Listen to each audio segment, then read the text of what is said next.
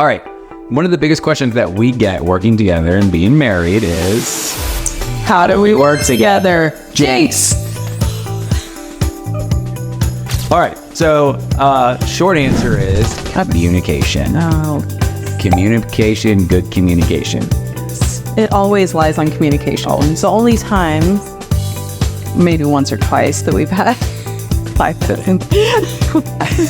it's always stumbling on communication, and then we just have to pivot and get a little bit better. We learn. Yep. Oh, number 2, definitely fighting fair. Okay, we always have to leave the gloves on sometimes. All right, let's do a test. Let's do a test for this. This is great.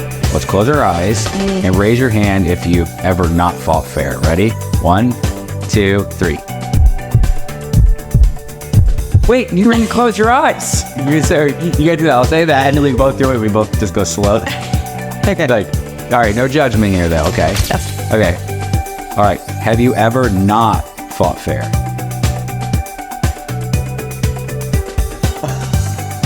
You're shocked that I admitted that. I was like, for sure, being like, okay, she's gonna let it be that. All right, number 3, I would say being vulnerable is probably, I think as a man, it's the hardest thing to do, but I think vulnerability is probably how we've gotten so close of that, and so opening that door is always hard. And even in those hard moments of like being vulnerable, of like, here's how I feel this way, and that's okay. Okay, so number 4 is definitely leaning into kindness and love for one another. And that's hard to do, right? When you're like emotions and business and then the kids and all these things are happening. Yes. I feel that over time, you and I have gotten really good at leaning into love. And sometimes it's like putting a pin in it and being like, look at, this is not like crazy important priority right now. That's hard. Yeah. I always want to solve it. Yeah. Let's solve it. Oh, yeah. I have all the tools. The carburetor, let's do that. Yeah. And sometimes there's things that just can't be solved in those moments. Sometimes it's like, well, you're feeling, a certain way, and I'm just not that, and leaning into. I think, okay, we're gonna do 4. I'm gonna add one more because I think this is super important, which is, I would say number 5 is intention. So one thing that helped me out is wrapping my mind around that no matter if you're not fighting fair, if you're doing something maybe I don't like or hurts my feeling, that's never your intention.